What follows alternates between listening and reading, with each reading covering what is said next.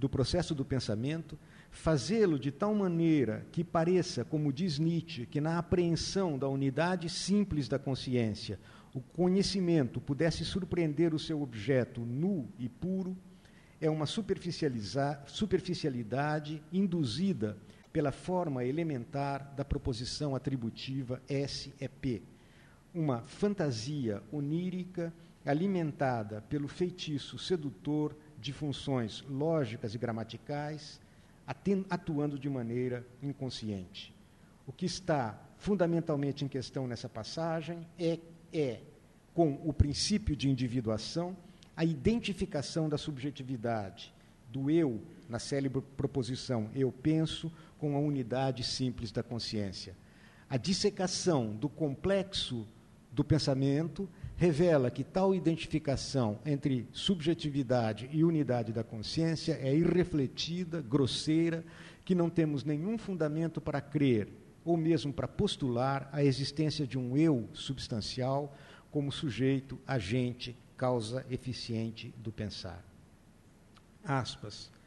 No que concerne à superstição dos lógicos, não me canso de sublinhar sempre de novo um pequeno e curto fato admitido a contragosto por esses supersticiosos, a saber, que um pensamento chega quando ele quer e não quando eu quero, que é uma falsificação dos fatos dizer o sujeito eu é condição do predicado pensa.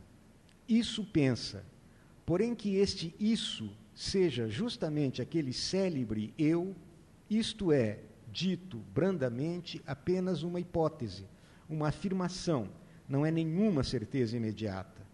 Por fim, com aquele isso pensa, já fazemos demais. Já o isso contém uma interpretação do processo e não pertence ao próprio processo. Infere-se aqui, segundo o hábito gramatical, pensar é uma atividade, a toda atividade pertence a alguém que atua, consequentemente, etc, etc, etc. Fim de citação. Uma análise crítica dessa proposição subtrai qualquer legitimidade para a crença na substância eu, ou seja, na unidade da consciência, como sujeito e como causa do pensar. Antes, pelo contrário, esse eu, sujeito, revela-se como efeito do pensar, como produzido no e pelo ato do pensar, como induzido por funções lógicas inerentes à estrutura gramatical da linguagem, tais como aquelas pressupostas pela forma atributiva da proposição elementar.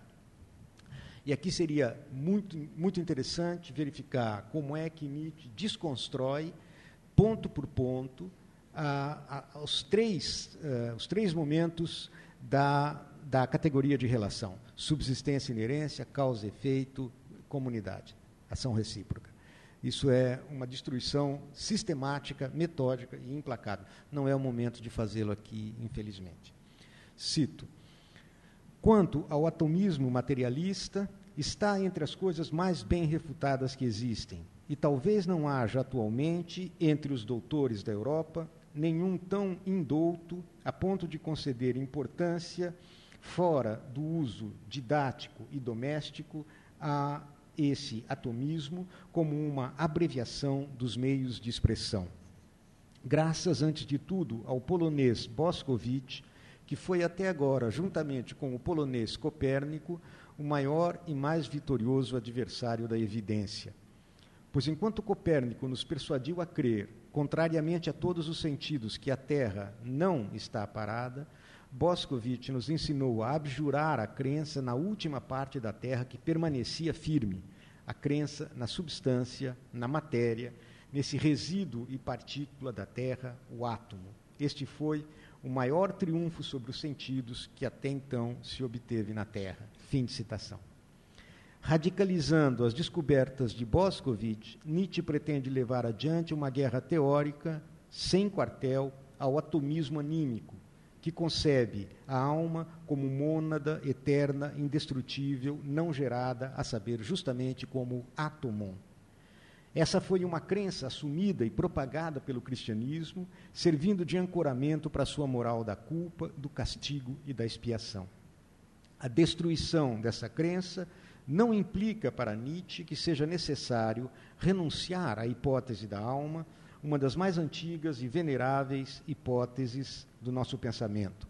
Ao contrário, a destruição da alma, entre aspas, abre espaço e caminho para, aspas, novas versões e refinamentos da hipótese da alma, e conceitos como alma mortal, alma como pluralidade de sujeito, alma como estrutura social de impulsos e afetos, querem ter, de agora em diante, direitos de cidadania na ciência.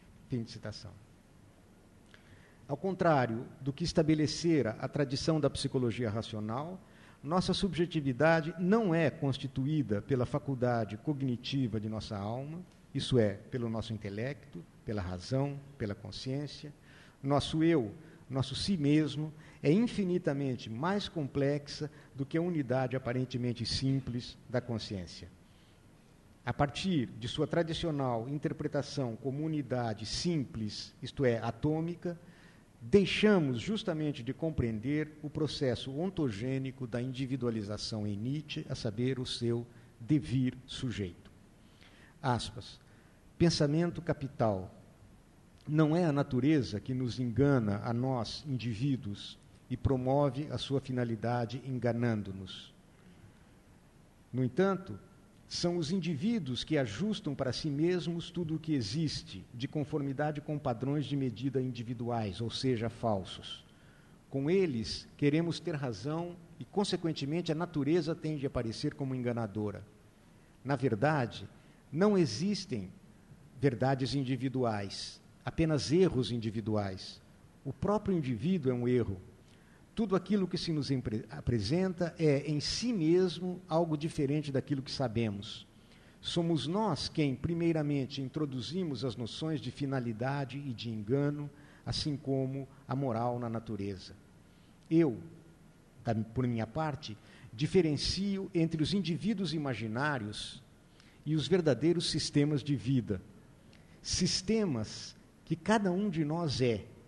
As duas coisas são confundidas numa só, enquanto que o indivíduo é apenas uma soma de sensações conscientes, juízos e erros, uma crença, uma partícula do verdadeiro sistema de vida, ou múltiplas partículas pensadas em conjunto, fabuladas em conjunto como unidade, que não se mantêm em repouso.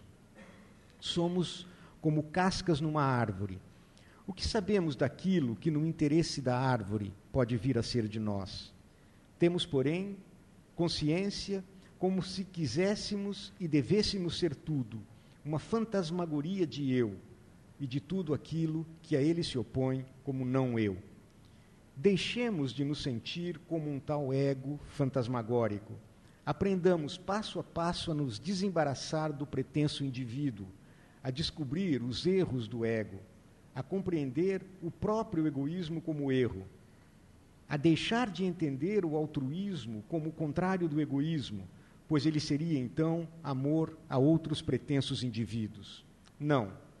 Para além de mim e ti, sentir cosmicamente. Fim de citação. Essa noção de um sentir cósmico, para além de toda subjetividade monádica, contraposta a uma alteridade igualmente atômica, lembra ou corresponde à noção de ontogênese de Simondon, particularmente ao conceito de sistema metaestável, unicamente a partir do qual toda individuação pode ser verdadeiramente pensada. Aspas, a individuação não pode ser pensada e descrita adequadamente devido a que só conhecíamos uma única forma de equilíbrio, o equilíbrio estável. Não conhecíamos o equilíbrio metaestável, o ser implicitamente suposto em estado de equilíbrio estável. Pois bem, o equilíbrio estável exclui o vir a ser, porque corresponde ao mais baixo nível de equilíbrio potencial possível. É o equilíbrio que se alcança em um sistema quando todas as transformações possíveis foram realizadas e já não existe força nenhuma. Todos os potenciais se atualizaram e o sistema, tendo alcançado seu nível energético mais baixo, não pode mais transformar-se de novo. Fim de citação.